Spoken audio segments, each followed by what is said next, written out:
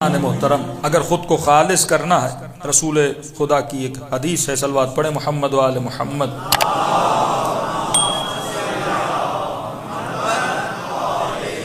فرماتے ہیں ان اللہ تبارک و تعالی اعار اعداءہ اخلاق من اخلاق اولیائہ۔ یہ اکثر نوجوان کہتے ہیں مولانا جب ہم ویسٹ میں جاتے ہیں تو انگریزوں کا اخلاق بڑا اچھا ہے، یا کبھی کبھی دشمن علی سے بھی ملو گے تو بڑا شاید کوئی نہ کوئی خوش اخلاق ہو، تو ان کے پاس یہ اخلاق کہاں سے آیا؟ اسلام ہمارے پاس ہے اور اخلاق ان کے پاس ہے۔ تو فرماتے ہیں پروردگار عالم نے اعار اعداءہ اخلاق من اخلاق اولیاء، اللہ نے عاریے کے طور پر، ایسے سمجھیں ادھار کے طور پر، اولیاء اللہ کا اخلاق ان کے دشمنوں کو دیا۔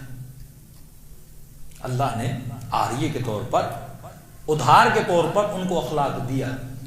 یہ جو ان کے وجود میں اخلاق ہے یہ عقلانی اخلاق نہیں ہے کہ امام کی ایک حدیث ہے جنود جہل اور جنود عقل، ان کے اخلاق کی بنیاد عقل نہیں ہے۔ ان کا اخلاق تم آج دیکھ رہے ہو، لیکن یہ اخلاق جانے میں بھی دیر نہیں کرتا، یہ اخلاق گرنے میں بھی دیر نہیں کرتا۔ انگریز کتنا با اخلاق ہے، لیکن یہی انگریز جب عراق میں گیا تو اس نے عزتوں کو لوٹا، اس نے کتنا ظلم کیا۔ یہی با اخلاق انگریز جب، اس میں ساری فوجیں شامل ہیں، آسٹریلین فوج شامل ہے، برٹش فوج شامل ہے، فرانس کی فوجیں شامل ہیں، سارے شامل ہیں، اور یہی لوگ جب افغانستان میں جاتے ہیں کہ لوگوں کے ساتھ پھر آپ دیکھو کیا حال کرتے ہیں۔ تو ان کا اخلاق عاریے کے طور پر ہے، ٹیمپریری ہے، اور اللہ نے عاریے کے طور پہ اخلاق کیوں دیا؟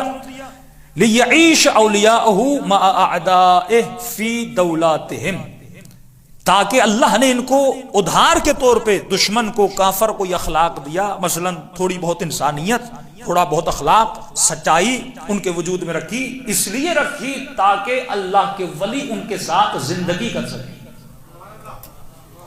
اگر میں ان کو اخلاق نہ دیتا، وہ اتنے وحشی تھے، ان حیوانوں کی طرح تجھے پارا پارا کر دیتے۔ کربلا کے میدان میں جب اخلاق چھینا جاتا ہے، شمر کی حالت دیکھو کیا ہے۔ اخلاق نظر آتا ہے؟ نہیں آتا۔ اور بھلا کے وجود میں اخلاق نظر آتا ہے؟ نہیں آتا۔ جب خدا پھر انسان کو ظاہر کرتا ہے پھر اس کا اخلاق ظاہر ہو جاتا ہے۔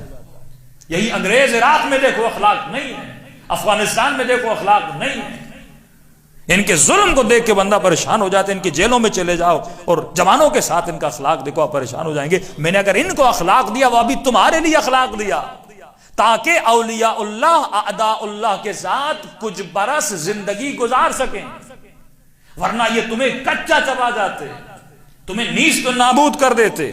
اگر یہ اخلاق نہ دیتا ولولا ذلک لما ترکوا ولیا، اگر میں ان کو اخلاق نہ دیتا یہ زمین پر ایک بھی اللہ کے ولی کو نہ چھوڑتے، سب کو قتل کر دیتے۔ یہ اخلاق میں نے اس لیے ان کو دیا، لیکن ایک دن آئے گا جب ان کا اخلاق ظاہر ہو جائے گا۔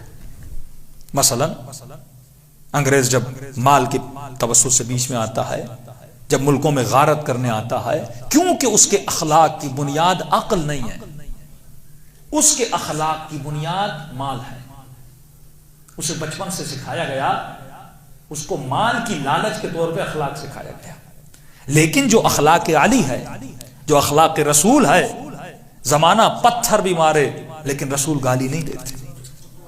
70,000 ممبروں سے مولا علی کو برا بلا کہا گیا، لیکن مولا علی نے ایک بھی گالی نہیں دی، کیونکہ علی کا اخلاق عقل والا اخلاق تھا۔